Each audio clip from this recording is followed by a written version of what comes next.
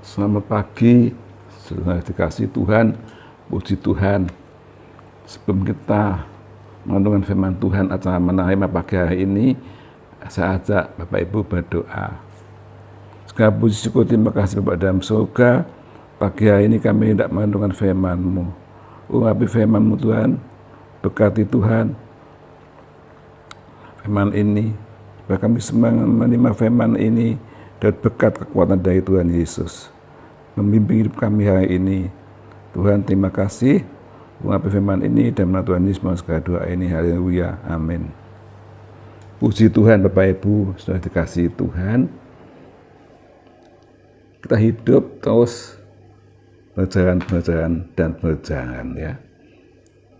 Maka Tuhan mengatakan biar kita memandang hari esok dan lupakanlah masa lalu yang buruk ini ya saudara ya.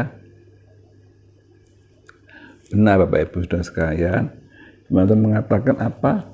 Roma 14 ayat ke-8. Jika kita hidup untuk Tuhan. Jika kita mati untuk Tuhan. Jadi baik hidup ataupun mati, kita ada milik Tuhan Bapak Ibu saudara sekalian. Saudara-saudara milik Tuhan. Ya, bukan milik kata orang, bukan milik siapa-siapa, kita milik Tuhan. Ya, nah, hidup untuk Tuhan, kita mati untuk Tuhan. Jadi saudara jangan terlalu pusing dengan apa sekitar kita ya. Tadi dunia menghadapi segala macam masalah ya. Dalam pergaulan kita punya banyak teman-teman kita, kenalan kita. Tidak semua itu menerima yang positif dari kita. Beberapa orang kadang-kadang tidak cocok dengan kita, kadang-kadang melawan kita ya saya. Biarkan saja. Kita tidak bisa untuk mencegah orang bagaimana dia bersikap pada kita. Biarkan semua orang merespon apapun sudah, tinggal bagaimana sikap hati kita menghadapi segala respon orang-orang sekitar kita itu ya. Maka yang baik, yang sependapat ya, yang enggak ada masalah ya. Tapi ada orang-orang yang menentang ya, kadang-kadang menyakitkan hati kita, kadang-kadang memusuhi kita. Bagaimana kita sebagai umat Tuhan ya? Umat Tuhan mengatakan biar kita hidup untuk Tuhan, kita mati untuk Tuhan ya. Mati hidup itu ada milik Tuhan. Jadi sudah bukan milik lingkungan dan bukan milik siapa-siapa, tapi ada kita milik Tuhan sudah ya. Jadi saudara-saudara sekalian, biar kita mengerti bahwa kita ini hidup bersama Tuhan Yesus, tidak usah kita repot apapun juga ya. Kita tidak mungkin lepas daripada segala macam persoalan itu ya. Tapi bagaimana kita bersikap menghadapi respon orang-orang yang negatif ya, orang-orang yang menentang ya. Kalau kita bersedih hati, marah, kemudian bertengkar dan sebagainya, akan timbul hal yang negatif, pertentangan, perdebatan, perkelahian dan sebagainya, dan itu tidak menjadi berkat sudah, tapi hati kita semakin kepahitan ya. Biar kita jangan merespon hal yang itu, maka kita sendiri akan hancur sendiri. Nah, tapi kita baca bagaimana kita merasakan pengalaman itu dengan hati yang lapang, ya. Biarkan kata orang apapun orang katakan kepada kita, lepaskan sudah, tidak usah kita ributkan, ya, supaya tidak bikin kita susah.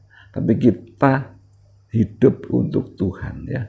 Jangan kita bersedih karena hati kita luka karena hal yang menyakitkan dari orang lain. Tapi kita baca pertolongan Tuhan Yesus, hanya rahmat Tuhan Yesus, hanya kuasa Tuhan yang bisa menolong kita ya. Menyadarkan kita biar kita tidak terus terkubang dalam kesedihan, kesusahan, mangkal-mangkal ya. Tapi kita bisa menerima apa yang terjadi itu dengan lapang dada, berjiwa besar.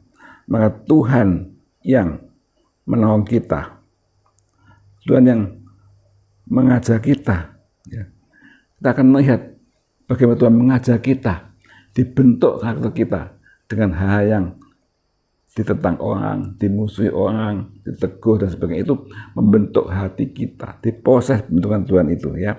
Maka kita akan terjadi pembosan hidup kita oleh Tuhan sehingga kita menjadi kuat, dan akhirnya kita bisa bersyukur betapa baiknya Tuhan itu waktu kita melewati hal yang itu. Tuhan tolong kita ya, tidak kita hanya di dalam kesusahan, tapi kita menjadi kuat, semakin kuat ya.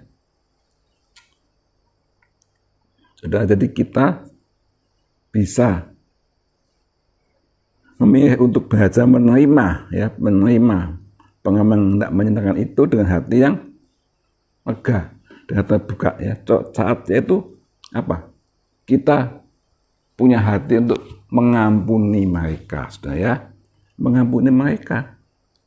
Siapa yang bisa mengampuni? Hanya Allah Tuhan yang ada kita. Rahmat Tuhan yang bisa memampukan kita untuk melihat mengampuni kita, dan kita akan melihat Tuhan membentuk kita ya.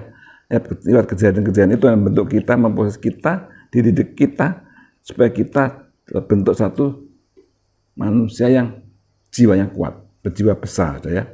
Berjiwa besar ya.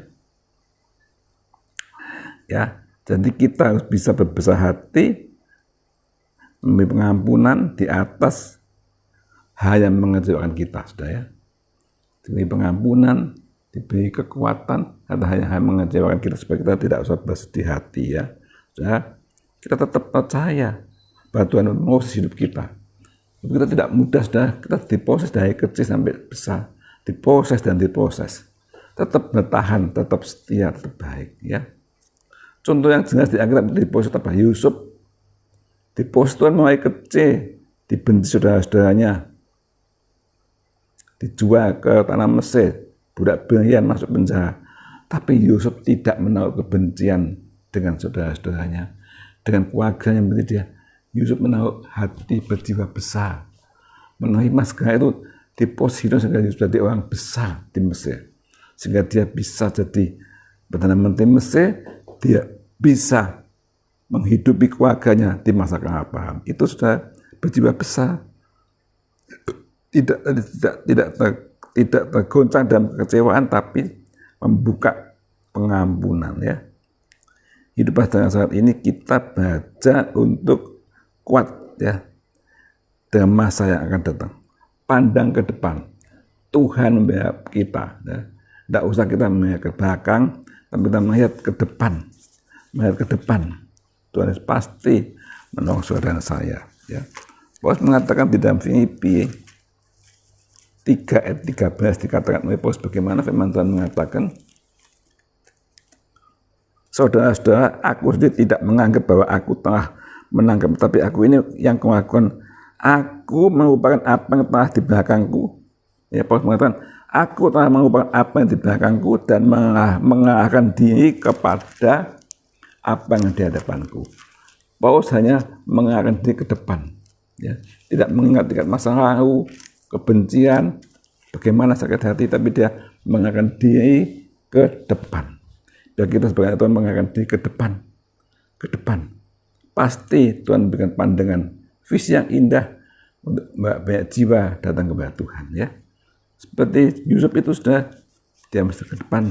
Dia tidak terbungai dengan kebencian, ngamuk dengan saudara, tetap dia berjiwa besar, dan pada akhirnya dia bisa menolong saudara-saudara di kelaparan itu, saudara. Nah, itu firman Tuhan, biar kita belajar. Biar kita belajar, dan segala apapun kita dibenci atau diapakan dengan orang lain, biar kita tetap berbesar hati, kita beri pengampunan, kita berbaik hati, ya. Dan jangan kita bersedih hati atau gegeran dan sebagainya.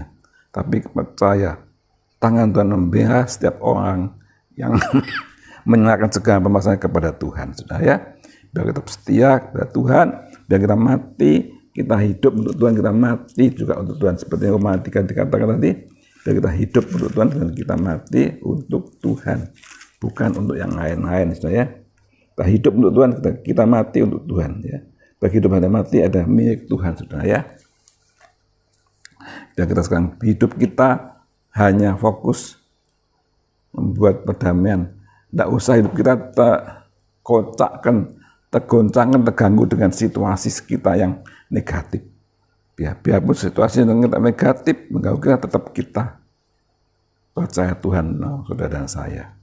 Ya, saya percaya firman Tuhan menguatkan kita, masa depan kita semakin indah dan nama Tuhan dipermuliakan. Amin. Mari kita berdoa.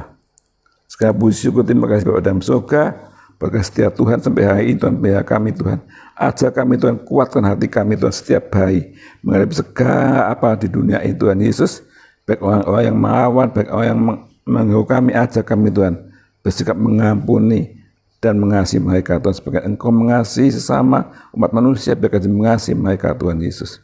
Oh, kuatkan hati kami Tuhan, biar anak-anak menjadi saksi Tuhan, menjadi sinar yang terang Tuhan, menerangi dunia yang gelap ini. Terima kasih pada dalam surga dan Tuhan semua sekalian. Haleluya. Amin.